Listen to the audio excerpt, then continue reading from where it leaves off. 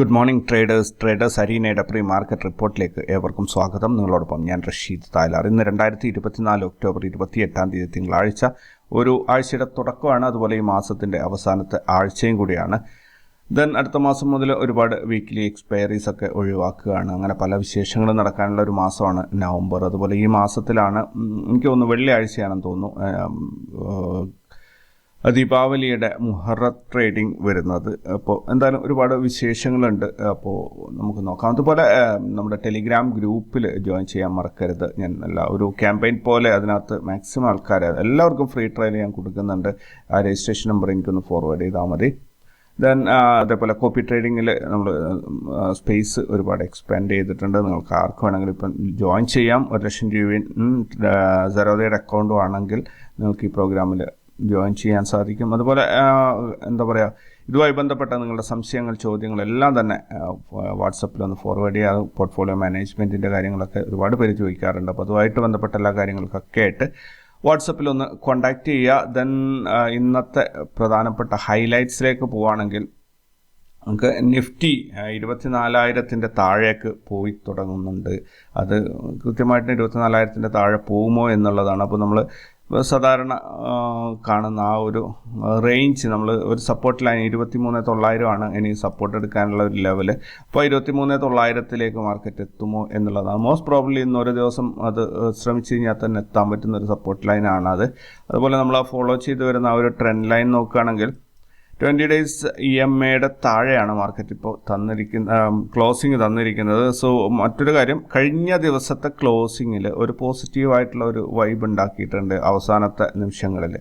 So അതിൻ്റെ ഒരു കണ്ടിന്യൂഷനായിട്ട് ഇന്ന് മാർക്കറ്റ് ഒരു പോസിറ്റീവ് മൂവ്മെൻറ്റ് തരുമോ എന്നുള്ളത് കണ്ടറിയണം. ഇത് എല്ലാ ദിവസവും ഇങ്ങനെ കാണാറുണ്ട്, പക്ഷേ ക്ലോസിങ്ങിൽ 2 മണിക്കൂർ നേരം അത് റിവേഴ്സൽ കയറി വന്നിട്ടുണ്ട്. സോ 24,000 ആ ഒരു സപ്പോർട്ട് 24,70 വരെയൊക്കെയാണ് മാർക്കറ്റ് ഇറങ്ങിപ്പോയത്.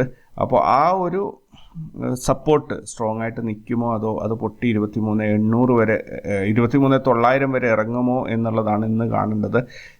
ഇതിൻ്റെ ഒരു ലക്ഷണം കണ്ടിട്ട് ഇത് മാർക്കറ്റ് ഇന്നൊരു പോസിറ്റീവ് മൂവ്മെൻറ്റ് തരുമായിരിക്കും. പക്ഷേ ഓവറോൾ ട്രെൻഡ് എന്തായാലും താഴോട്ട് തന്നെയാണ്. മറ്റ് വിശേഷങ്ങൾ നോക്കുകയാണെങ്കിൽ ഇന്ന് ഇൻട്രാഡേ ചെയ്യുന്നവർക്കുള്ള സ്റ്റോക്കുകൾ നോക്കുകയാണെങ്കിൽ ICICI ബാങ്ക്, വാരി എനർജീസ്. വാരി എനർജീസിൻ്റെ IPOs ഇപ്പോൾ IPO എല്ലാവർക്കും അപ്ലൈ ചെയ്യുന്നവർക്കൊക്കെ കിട്ടുന്നുണ്ട്. അതൊരു ഭയങ്കര പ്രത്യേകതയാണ്. ഒരുപാട് സുഹൃത്തുക്കൾ എനിക്ക് മെസ്സേജ് അയച്ചിട്ടുണ്ടായിരുന്നു, വാരി എനർജീസിൻ്റെ IPO കിട്ടിയിട്ടുണ്ട്, പ്രൈസ് കൂടുമോ, എന്താകും എന്നൊക്കെയുള്ളത്. അതുപോലെ കഴിഞ്ഞ ആഴ്ച വന്ന ഹ്യുണ്ടായി അവരുടെ IPOയും ഒത്തിരി പേർക്ക് കിട്ടിയിട്ടുണ്ട്. സോ എനിക്ക് തോന്നുന്നു അങ്ങനെ IPOയിൽ മുമ്പത്തെ പോലെ വലിയൊരു കടമ്പിടുത്തമൊന്നുമില്ല, വളരെ ഈസി ആയിട്ട് എല്ലാവർക്കും കിട്ടുന്നുണ്ട്. പക്ഷേ ഇപ്പോൾ വരുന്ന IPOs നല്ല കമ്പനീസ് ആണെങ്കിൽ നല്ലതാണ്, അല്ലെങ്കിൽ ചെറിയ ചെറിയ കമ്പനീസ് ഒരുപാട് ഭയങ്കരമായിട്ട് മാർക്കറ്റ് ചെയ്തിട്ട് IPO വരുന്നുണ്ട്. അതൊക്കെ ലിസ്റ്റിംഗ് കഴിയുമ്പോൾ പകുതി വിലയാണ് കാണുന്നത്. പക്ഷേ ഈ വാരി എനർജി നല്ല രീതിയിൽ റിവ്യൂസൊക്കെ ഉണ്ടായതാണ്. അതുപോലെ ഹ്യുണ്ടായും അതുപോലെ നല്ലൊരു റിവ്യൂ ഉണ്ടായതാണ്. ഏത് സ്റ്റോക്കും ഏത് IPOയും ലിസ്റ്റിംഗ് കഴിഞ്ഞാൽ അതൊന്ന് താഴോട്ട് പോയിട്ട് ഒരു ലെവലിലൊന്ന് സെറ്റാവും. ഇപ്പോൾ LIC ഒക്കെ വളരെ പ്രതീക്ഷയോടുകൂടി വന്നതാണ് 965 രൂപ. അത് പക്ഷേ തിരിച്ചിറങ്ങി 560, 570 രൂപയിൽ ഒരു സപ്പോർട്ട് എടുത്ത് അവിടെ നിന്ന് അത് സപ്പോർട്ട് ക്രിയേറ്റ് ചെയ്തു. പിന്നീട് അത് 1000 രൂപ വരെ കയറി വന്നു.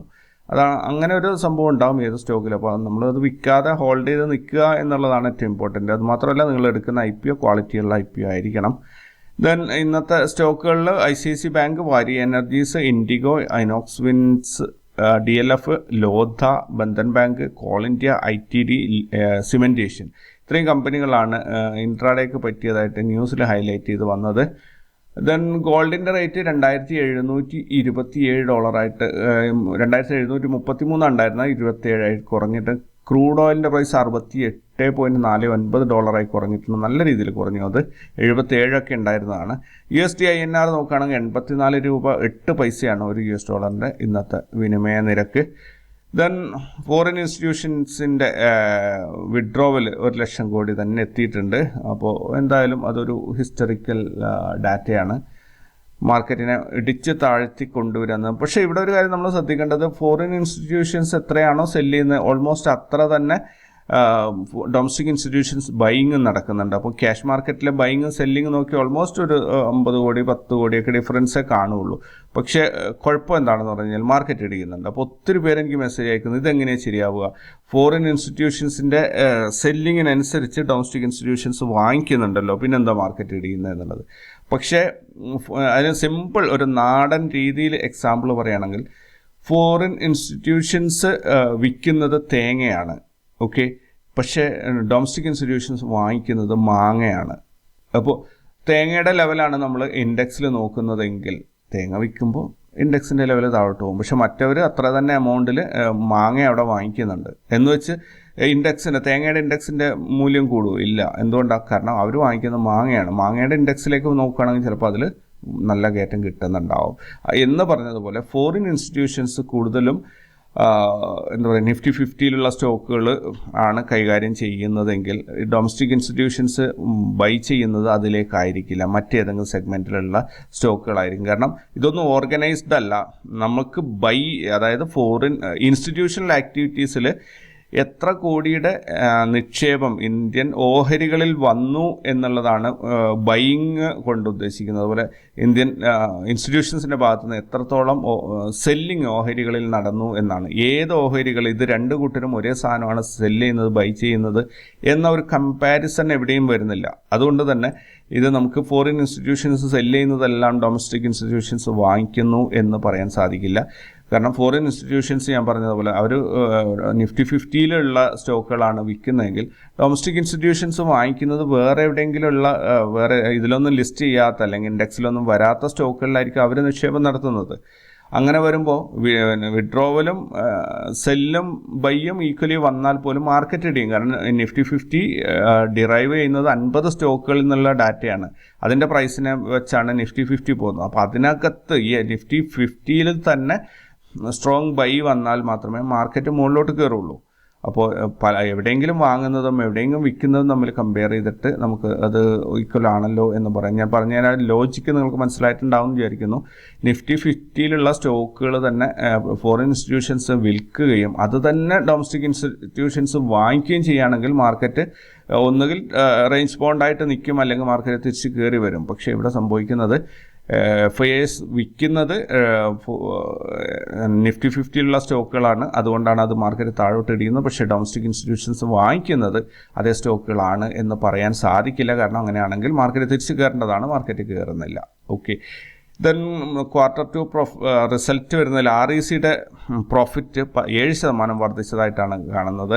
IDFC ഫസ്റ്റ് ബാങ്കിൻ്റെ റിസൾട്ട് 73% ലാഭത്തിൽ കുറവുണ്ടായതായിട്ടാണ് കാണുന്നത്. JK സിമെൻറ്റ്സ് 22% ഒരു ലാഭത്തിൽ ഇടിവാണ് സംഭവിച്ചിരിക്കുന്നത്. നഷ്ടമാണ് എന്നല്ല കേട്ടോ ഇതിൻ്റെ മീനിങ്, ലാഭം കുറഞ്ഞു എന്ന് മാത്രമേ ഉള്ളൂ. ICICI ബാങ്ക് നെറ്റ് പ്രോഫിറ്റ് 14% വർദ്ധിച്ചിട്ടുണ്ട്. ദെൻ യെസ് ബാങ്കിൻ്റെ പ്രോഫിറ്റ് ഏകദേശം 14% വർദ്ധിച്ചിട്ടുണ്ട്. Then call India Q2 profit 22% കുറഞ്ഞിട്ടുണ്ട്, ലാഭത്തിൽ കുറവാണ് വന്നിരിക്കുന്നത്. DLF നെറ്റ് പ്രോഫിറ്റ് 121% വർദ്ധിച്ചിട്ടുണ്ട്. ദെൻ ഇത്രയൊക്കെയാണ് ഇന്ന് രാവിലെയുള്ള ഒരു ന്യൂസ് ഹൈലൈറ്റ്സ്. ഇനി നമുക്ക് ഗ്ലോബൽ മാർക്കറ്റിലേക്ക് പോവുകയാണെങ്കിൽ US മാർക്കറ്റും ഈ യൂറോപ്യൻ മാർക്കറ്റും കൃത്യമായിട്ടൊരു സമ്മിശ്ര പ്രതികരണമാണ്, കൃത്യമായിട്ട് വൺ സൈഡാണ് എന്ന് പറയുന്നത്. പക്ഷേ ഏഷ്യൻ മാർക്കറ്റിലേക്ക് വരികയാണെങ്കിൽ എല്ലാം പോസിറ്റീവായിട്ടാണ് കാണുന്നത്. ഇനി നമുക്ക് ഗിഫ്റ്റ് നിഫ്റ്റിയിലേക്ക് വരികയാണെങ്കിൽ ഗിഫ്റ്റ് നിഫ്റ്റി ഇന്നലെ ക്ലോസ് ചെയ്തത് 24,210 ഇന്ന് ഓപ്പൺ ആയത് 24,145 65 പോയിൻറ്റിൻ്റെ ഗ്യാപ് ഡൗൺ ഓപ്പണിംഗ് ആണ് ഇന്ന് കിട്ടിയത്. ഇനി നമ്മൾ ഇപ്പോൾ കറൻ്റ് ട്രേഡിംഗ് നടക്കുന്ന ഒരു ലെവൽ നോക്കുകയാണെങ്കിൽ 24,219 ട്രേഡിംഗ് നടക്കുന്നത്. സോ ഇന്ന് ഓപ്പണായ സ്ഥലത്ത് നിന്ന് 74 പോയിൻറ്റ് മുകളിലോട്ട് വന്നിട്ടുണ്ട്. ഇന്നലത്തെ ക്ലോസിങ്ങിൽ നിന്നും 9 പോയിൻറ്റ് മുകളിലോട്ട് വന്നിട്ടുണ്ട്. അതായത് ഒരു ഗ്രീൻ ക്യാൻഡിൽ ഫോം ചെയ്തിട്ടുണ്ട് എന്നാണ് നമുക്ക് മനസ്സിലാക്കേണ്ടത്. ദെൻ ഇന്നത്തെ ഗ്ലോബൽ ഇവൻറ്റ്സ് നോക്കുകയാണെങ്കിൽ UK CBI distributive trades, USA Dallas fed manufacturing index, ഈ 2 ഗ്ലോബൽ ഡാറ്റയാണ് ഇന്ന് ലിസ്റ്റ് ചെയ്ത് കണ്ടിട്ടുള്ളത്. ദെൻ റിസൾട്ട് അനൗൺസ് ചെയ്യാനുള്ള കമ്പനികൾ നോക്കുകയാണെങ്കിൽ TV Today, Suzlon Energy, Tata Tech, Sumitomo Chemicals, Sun Pharma, Welspun Living, Tamil Nadu Mercantile Bank, Ajanta Pharma, Shri Renuka Sugars, Indian Bank, Punjab National Bank, Bharti Airtel, RailTel Corporation of India, Bharat Heavy Electricals, Pfizer, CAMS, Arvind Fashions, LIC Housing Finance, Adani Power, Indian Oil Corporation, Ambuja Cements. ഇത്രയും കമ്പനികളല്ല 300ഓളം കമ്പനികളുണ്ട്. എനിക്ക് സുപരിചിതമായ കമ്പനികൾ മാത്രമേ ഇവിടെ list ചെയ്തു എന്നേ ഉള്ളൂ.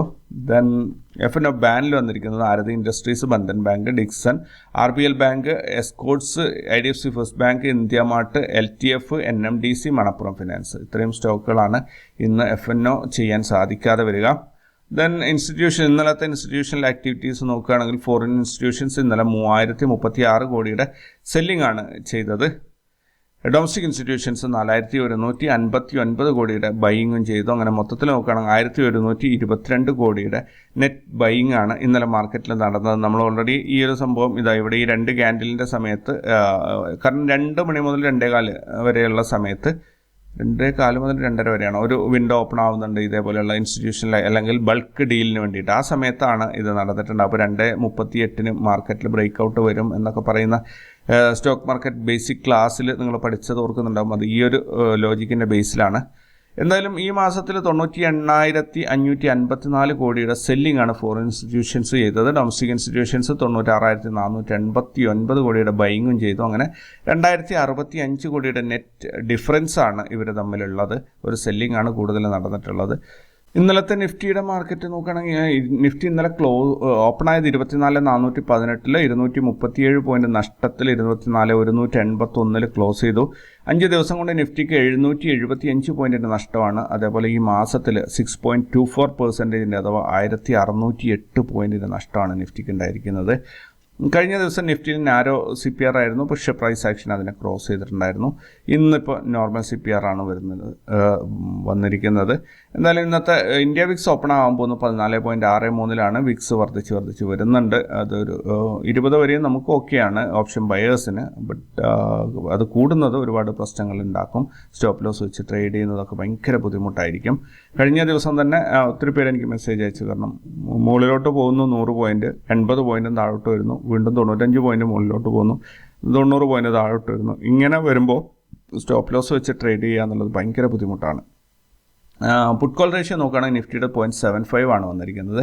ഹയസ്റ്റ് കോൾ റേറ്റിംഗ് 24,500-ൽ 79 ലക്ഷമാണ് വന്നിരിക്കുന്നത്. ഹയസ്റ്റ് പുട്ട് റേറ്റിംഗ് 24,000-ൽ 58 ലക്ഷമാണ് വന്നിരിക്കുന്നത്.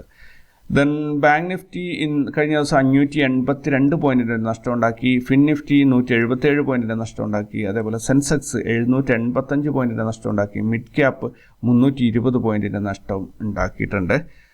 ദെൻ നോക്കാം, ഇന്നത്തെ മാർക്കറ്റിൽ ഇതൊക്കെ തന്നെ റിക്കവറായി വരും എന്നാണ് എൻ്റെ ഒരു പ്രതീക്ഷ.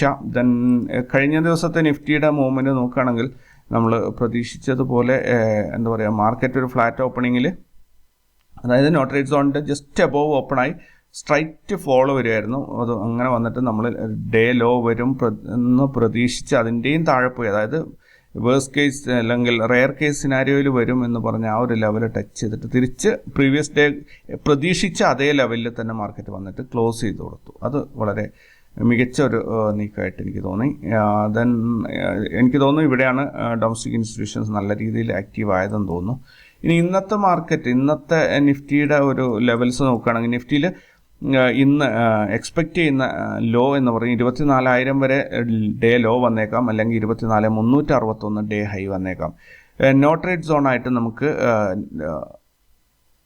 ഇവിടെ, അതായത് റാസ് ലെവൽസിൻ്റെ നോട്ട് റേറ്റ് സോൺ മുതൽ S1 വരെയുള്ള ഈ ഒരു സോൺ നോട്ട് റേറ്റ് സോണായിട്ട് ഒഴിവാക്കി നിർത്തേണ്ടി വരും. കാരണം ഒരുപാട് ലെവൽസ് അതിൻ്റെ ഇടയിൽ വരുന്നുണ്ട്. അപ്പോൾ ഏത് മൊമെൻറ്റിലും അവിടെ ഒരു റിജക്ഷൻ വന്നിട്ട് മാർക്കറ്റ് തലതിരിഞ്ഞു പോകും. അങ്ങനെ ഒരു കുഴപ്പമുണ്ടാവും. അപ്പോൾ എൻട്രി ഇതിൻ്റെ ഇടയിൽ 24,290 മുതൽ 180 വരെയുള്ള ഏകദേശം ഒരു 110 പോയിൻറ്റിൻ്റെ ഒരു സോൺ നമുക്കിവിടെ ഒഴിവാക്കി വീണ്ടും. ഇത് മെയിൻ ഇങ്ങനെ വന്നു കഴിഞ്ഞാൽ സംഭവിക്കാറുള്ളത്, മാർക്കറ്റ് ഈ റേഞ്ചിനകത്ത് റേഞ്ച് ബൗണ്ടായിട്ടുള്ള ഒരു മൂവ്മെൻറ്റ് ഇങ്ങനെ തന്നുകൊണ്ടിരിക്കുക. അപ്പോൾ അതൊരു ഭയങ്കരമായിട്ട് സ്റ്റോപ്പ് ലോസ് അടിക്കുക, വീണ്ടും എൻട്രി എടുക്കുക, വീണ്ടും സ്റ്റോപ്പ് അടിക്കുക, അങ്ങനെ പോയിക്കൊണ്ടിരിക്കുക. അപ്പോൾ ഇന്നത്തെ ഒരു ഹയസ്റ്റ് റെസിസ്റ്റൻസ് പ്രതീക്ഷിക്കുന്നത് 24,361 371 ലെവലിലാണ്. അതുപോലെ ഇന്നലത്തെ ഡേ ഹൈയിലും ഒരു റെസിസ്റ്റൻസ് വരാനുള്ള സാധ്യതയുണ്ട്. ദെൻ ഇന്നത്തെ സപ്പോർട്ട് പ്രതീക്ഷിക്കുന്ന 24,093.73 എന്നുള്ള ഇന്നലത്തെ ഡേ ലോയിലാണ്. ദെൻ 24,000-ലാണ് മാർക്കറ്റിൻ്റെ റെയർ കേസ് സിനാരിയോയിൽ വന്നെത്താനുള്ളത്. അപ്പോൾ ഇന്നത്തെ വിശേഷങ്ങൾ ഇത്രയൊക്കെയാണുള്ളത്. കൂടുതൽ വാർത്തകളും വിശേഷങ്ങളൊക്കെ ആയിട്ട് നമുക്ക് അടുത്ത വീഡിയോയിൽ കാണാം. അതുവരേക്കും ടേക്ക് കെയർ ആൻഡ് ബൈ.